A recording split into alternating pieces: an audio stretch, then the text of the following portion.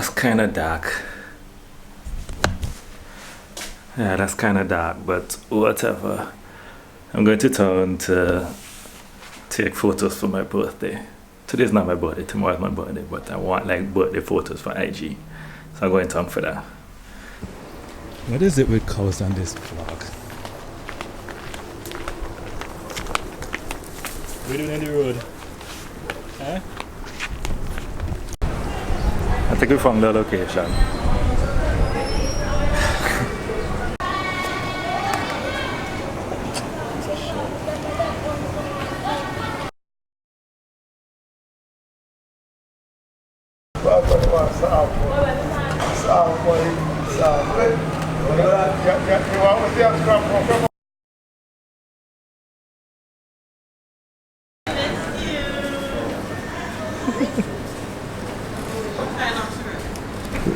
You could run that'll be yeah, it'll be entertaining if you run though. Just okay, you could fall too, because you know, video will go viral if you fall.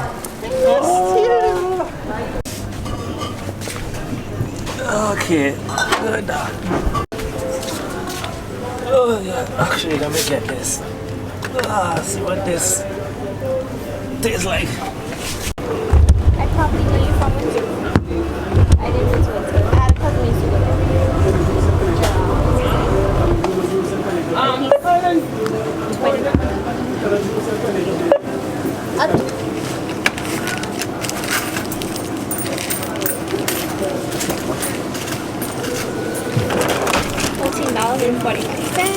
Thank you. You're welcome. Enjoy the rest of the evening. La da da da da da. See more here. Then again, otherwise see my dirty bed. So I put this a little higher. So I actually had something planned out to say, but I don't remember what it is. Hold on.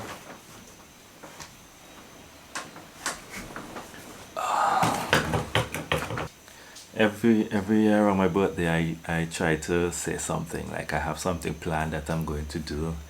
My 30th birthday, I was going to make like this little short film kind of thing, but that didn't work out because there was a surprise birthday party. I don't remember 31 or 32 or 32. Yeah, last year I was doing vlogmas, so I kind of just, that was just supposed to be another day on that point, but I don't remember what 31 was supposed to be. I don't even remember what that video is, but yeah, that's besides the point. I figured I'll do a video today because why not? I honestly never thought that I would make it to 30 to begin with, because when I was, I don't know, 7 or 8, I was diagnosed with rheumatic fever, and a dentist I think told me that I won't live to be 30. Not 30, they told me I won't live to be 18. That whole situation was strange. First of all, if you know Dr. Data saved my life. Nobody knew what was wrong with me, and when they took me to her, she heard his symptoms and she was like, he needs to go to the hospital like right now. I think my parents saved my life as well, because they were giving me aspirin, was it? I think it was aspirin. I should have this on the bed. So they were giving me aspirin, which made my blood thin. Listen, all I know, there was a morning I woke up and I got out of bed and I tried to stand up and I had no feeling in my legs whatsoever. Like my legs literally just, there was nothing there. Like I couldn't walk at all. They took me to the hospital. The doctor told my mother I would never walk again, and I started walking the next day. But yeah, somewhere along that time, Dr. Data heard my symptoms, sent me to the hospital. I was on complete bed. I was on complete bed rest, which means I wasn't allowed to go anywhere in the hospital. I had to be in bed all the time. All the time. Like the nurse used to have to come with this pan and this cloth and just like wet it, squeeze it out and just rub me down. Yeah, a complete bed rest. The only time I remember actually taking a shower in the hospital, like an actual shower, was when I vomited all over myself, but let's not go into that. Anyway, you may, if you're wondering about the whole toilet situation, yeah, they used to bring a pan to the bed for me to use. It was that serious. But based on what I understand, once again, I don't really know the whole story, but I had a murmur, right? So like what happens? Your heart beats, and then so it's like your heart beats, and then the valve opens to let the blood through, and then it closes. Well, apparently mine didn't close. So like it open, blood goes through, and then it won't close. So I had some issue with my joints, I had some issue with my heart. I don't know. I don't know. I don't remember. I just know I could have died or should have died. And apparently I wasn't supposed to walk anymore. And then, you know, people don't really think when they say things in front of children. Because I heard people say, oh, he had rheumatic fever. He gone dead by this time. Birthday messages. He gone dead by this time. He gone dead by that time. Whatever, whatever, whatever. So I just had it in the back of my mind that I wouldn't make it to 30. So when I made it to 30, I didn't really have any plans per se. Like, I'm one of those people who thinks 4 or 5 years in the future when it comes to like making a decision. Like, it may seem like a simple decision, but I like to think, okay, if I do this, what could happen? I try to think about different scenarios, right? So I make decisions thinking long term. But I didn't have decisions past 30. And then I eventually got to 30. And I wasn't happy about it. Because in my mind I had this belief that at 30 I'm supposed to be like this settled down, financially stable, know exactly what's happening in life type of person. And I didn't know. I mean, I was engaged. I had quit my job recently, so I was just started photography, and that wasn't really doing too well. And I was just barely scraping through. Barely. I don't know how I did it. Like, I was engaged, and we used to go out and do stuff. And we used to buy stuff. And then I was driving. And then I had very little money. I honestly have no idea how that worked out. And I mean, how money as well as mine. But anyway. So I already wasn't too happy about turning 30. The thing is, right? 30 took a nosedive really fast, because when I hit 30, I decided to end the relationship. And then there was just like this emotional pain that I never experienced before in my life. As like there's somebody that's there all the time, do everything together, you love them, you care about them, and then it's just not there anymore. And it hurts, and I didn't deal with it properly. I lashed out in ways, like it was like my emotions controlled me. Like, my mind is like, this is not a good thing to do. Don't do this. This isn't wise, Ricky. Which normally was, you know, good enough for me to be like, no. But then during that period, it's like my emotions were just so powerful that they just drove my actions. I felt like I had absolutely no control, and I hated it. I hated it. I hated it. I hated it so much. I didn't know what to do about it. And everybody I spoke to who've been through emotional pain after a breakup told me the same thing. Time will heal everything. But you know, I didn't want to hear that. I wanted the pain to be gone now. But I had no choice. I was going through the pain. I might as well just accept that there's nothing I could do about it, right? But I didn't want to. Birthday messages. I feel important on my birthday here because I just get a ton of messages. But anyway, I didn't want to do that. I just wanted it to be over, and I couldn't do anything about it. So instead of focusing on what I can control, which is not reacting in a negative manner, especially towards her, I kind of just let my emotions control me.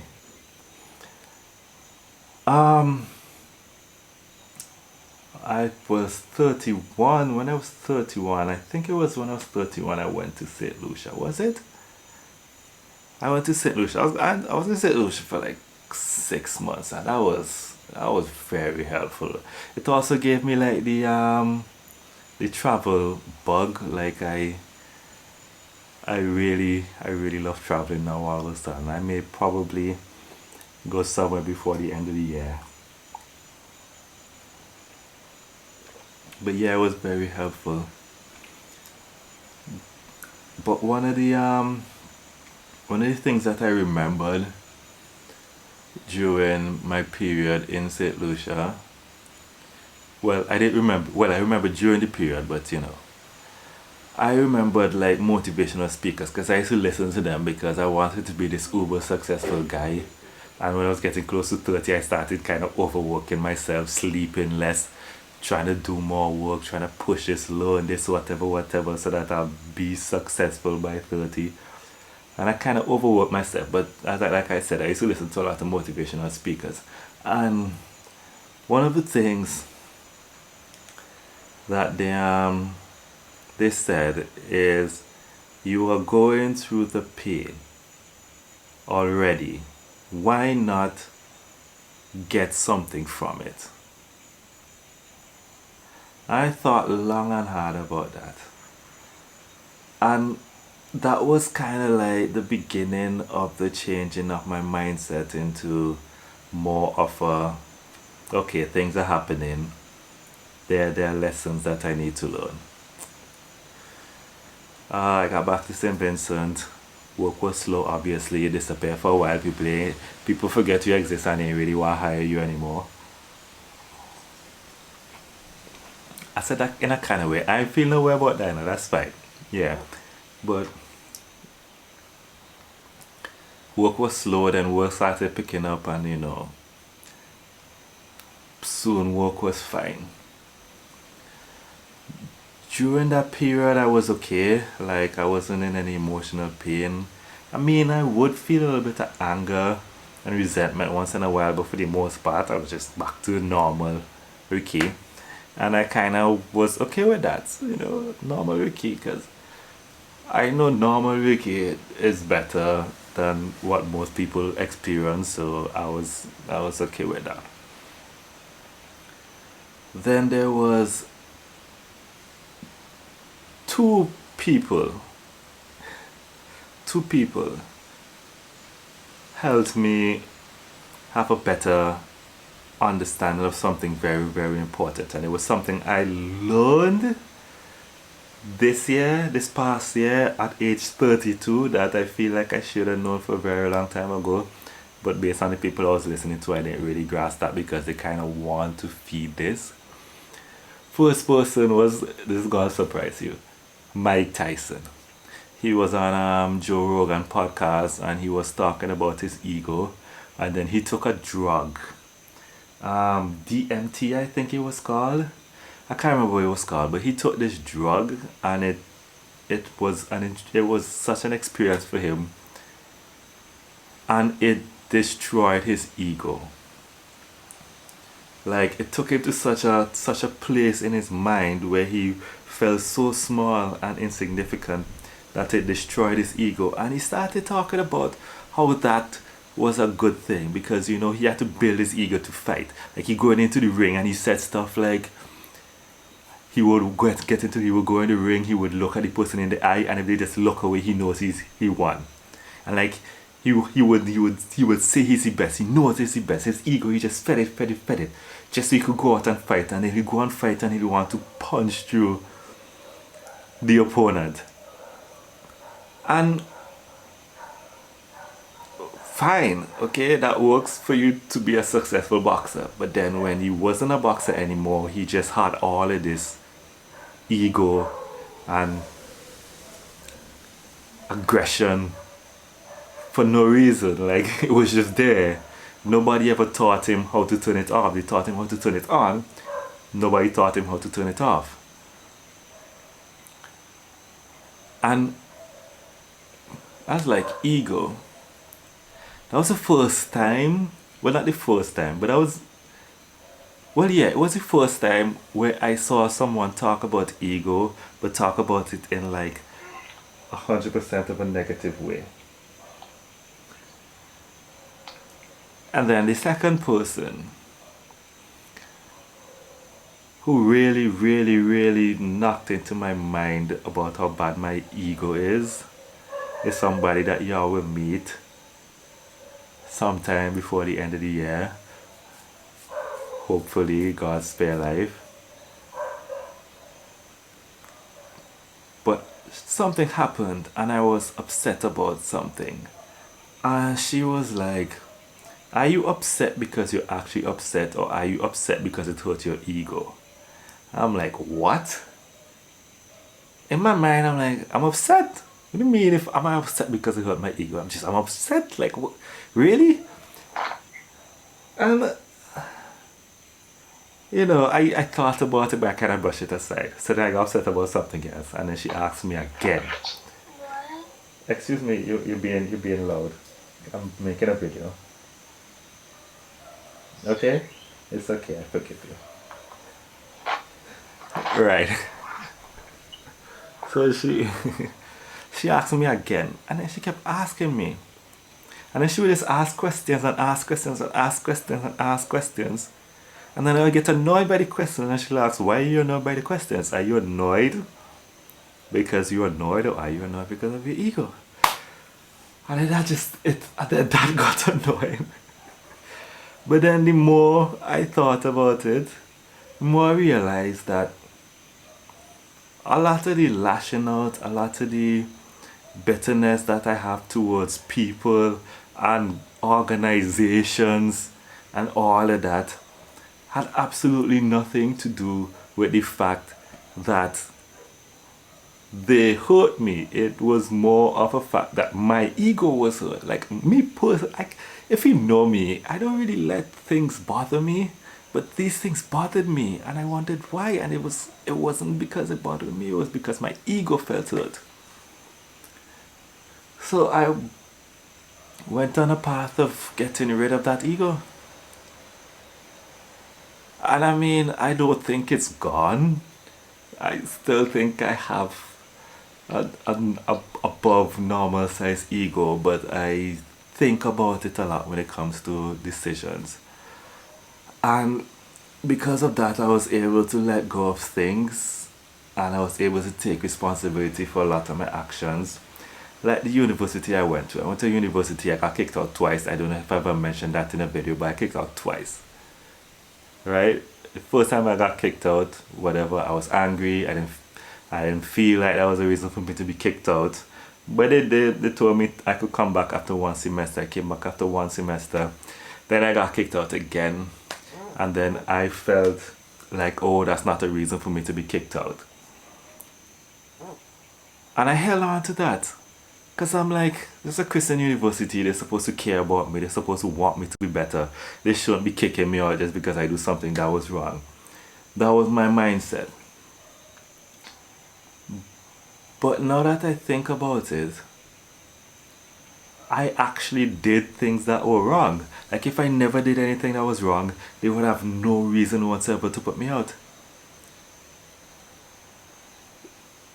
I have to take responsibility for the fact that there were rules that I broke, and that's the reason I was put out. And that just takes a, like, that was a weight lifted. And I just started thinking about any kind of animosity I have towards anybody else, and I started thinking about what I did that was wrong, instead of, oh, you did this and because of this happened. It's like, yeah, but if I didn't do A, B, C, D, E, F, G, then H, I, J, K, L, M, N, O, P would not have mattered. So now I'm learning more and more to take more responsibility. When I say I'm learning, I'm not there. I'm not like, oh my goodness, Ricky knows how to silence his ego, and he always accepts responsibility for his actions. I'm not there. I don't think I ever will fully be there, because, you know, human nature, we are all naturally selfish and we don't want to change. But But from 30 till 33 was just so necessary. It was painful, but it was beautiful. And honestly, if I had to live life over, I would want it again. I would. Oh, the battery's on red. Hold on. We're still there? Where I put my drink? I'm so worried I'll spill this all over the bed. Okay. So yeah, I would do it all over again. But anyway, I am now in a place of peace that I don't know if I ever was in a place of peace like that. Like ever in my life. It's crazy. Like, I don't know. I don't know if I'm happy. I don't know. But there are no negative emotions. Like, I'm not full of laughter. My smile is genuine. Like, I think I'm just naturally, not naturally, but I think I'm just like happy is my normal. I like to tell people now that the key to happiness is to get over yourself. I should probably find better words, but that's the gist of it. I think a side effect of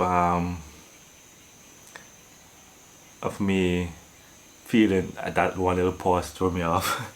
I think a side effect of me feeling all these emotions and the emotions controlling my life is that I now don't really want emotions to like control my life like at all. I may have become a bit, I don't want to use the word callous, but callous. Like, I understand that some people feel different than me. Some people's emotions are more open than mine are. It's just not for me, which makes me somewhat blunt and makes some people think I'm unkind and unfriendly. But if you know me, you know I'm very kind and very friendly. Okay, so we don't need to worry about that. But I say things. I say things as they are. I mean, it's one life. I have developed something that I found out to be the stoic mindset, which is a focus on what you can control type of mindset.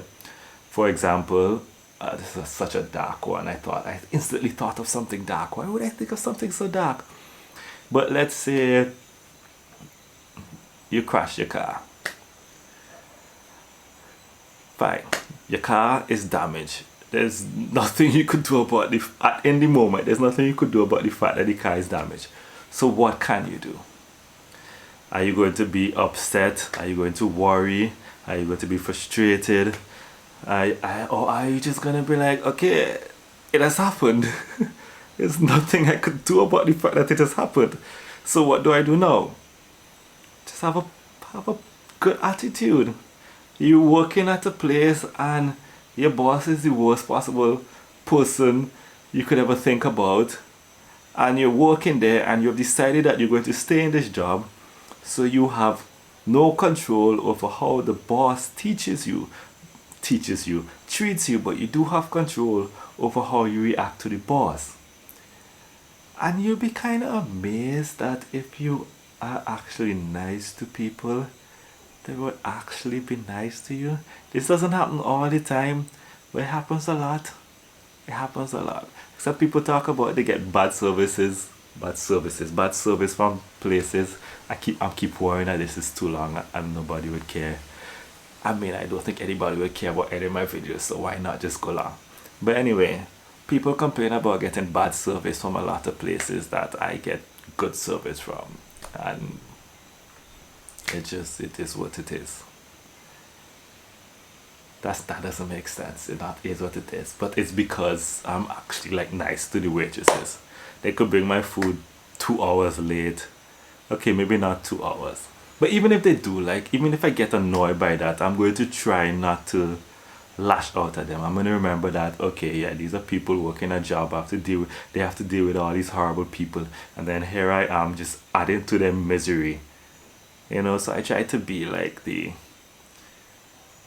the person that they look forward to seeing. Like when I go to the restaurant or whatever and they see me, I want them to feel some kind of peace.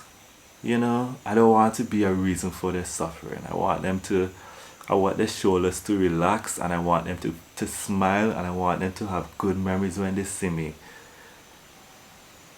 to just make their job a little bit easier for them. You know, just focus on what you can control. My goodness, by the way, the dark thought I had was somebody you care about dies. That's such a dark thought. And it's out of your control. So what can you do? I mean, what can you do? You could cry, you could lie in bed for 2 weeks, and I get it, I understand, that's okay, but at some point you have to make a conscious decision to keep going, because time waits on no one. And it sounds very callous, it sounds very unkind, but you have to get over it at some point. And that is in your control. The pain will be there, the emptiness will be there, it will all be there, but you have to go on. I feel like I'm repeating myself. I may actually have to edit this. I wanted to post it at about 8 o'clock this morning. It is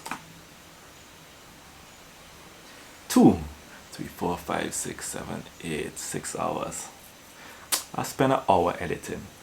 So hopefully I could cut this down to like 15 minutes. But it's like probably like 28 minutes by now. So yeah, that's me now. That's where life is for me now. For year 33, if I live through it, I'm going to do something that I haven't done probably, I shouldn't say my whole life, but yeah, probably my whole life. I am going to try to make life work out. Like when I say that, I mean I'm going to try to be financially stable. I'm going to try to have a very successful business. I'm going to try with this YouTube channel. I'm going to try.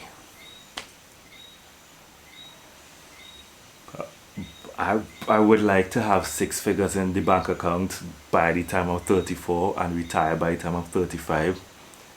But the beautiful thing about having a stoic mindset is that if that doesn't happen, I'm still gonna be happy, because my happiness is not based on anything financial, anything physical. It's just about being grateful for life and being grateful for what I have. I'm happy where I am now.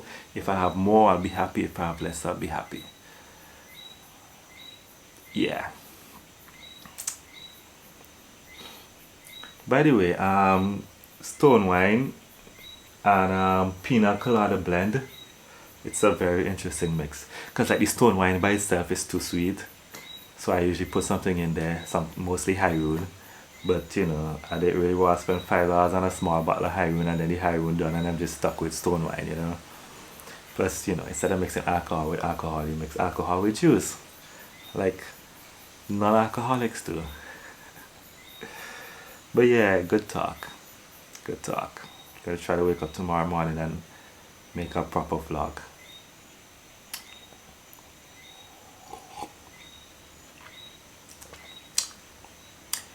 If you actually make it this far, thank you. Thank you for listening to me. I don't expect people to listen to me. I don't expect people to watch my videos. Just like I didn't expect anybody to support me on Patreon supporters. And I'm appreciative, I really am. Like, I post a video, then I see view count going up, and then I see likes, and then I see comments. Never mind somebody try insulting my hair, so I insulted them back. I don't see the comments anymore. I think they deleted it. Should have screenshot it. But yeah, I'm appreciative. If you want support on Patreon, if you got this far, you probably might want to. I don't know, but it's like it's $1 a month. If you could give as much as you want, but like $1 is okay. $1 is okay. You give $1 a month. You give none, that's fine. I have some birthday photos. I put some on Instagram. I'm putting all the others on Patreon. Plus I need to go back to writing. Oh, that's another thing I said I'm gonna do in year 33. Things that I say I'm going to do. Things that I want to do and I say, oh, I'm gonna do this, and I just don't do it. Yeah, that's the plan for year 32. This is a very long video. So thank you for listening. Thank you for your support. Thank you for caring. Why I feel like crying all of a sudden, so I'm gonna like turn off, because you know I ain't crying on camera for y'all. I ain't crying on camera for y'all.